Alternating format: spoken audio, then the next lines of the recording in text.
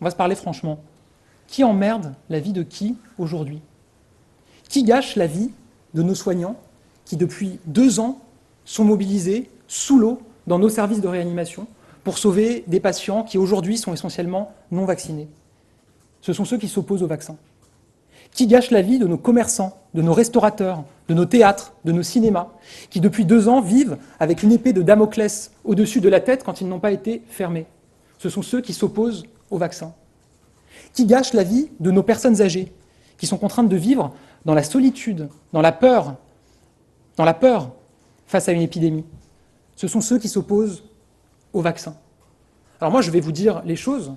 Nous avons toujours dit les choses extrêmement clairement. Et nous continuerons à les dire clairement.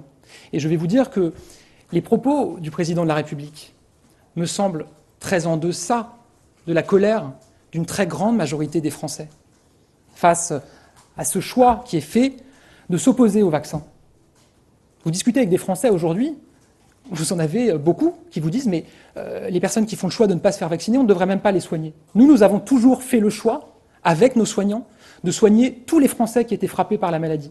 Et nous continuerons à faire ce choix. C'est un choix en responsabilité. Mais la responsabilité, c'est aussi de prendre les mesures nécessaires pour protéger tous les Français. Et parfois pour protéger certains Français, y compris contre eux-mêmes.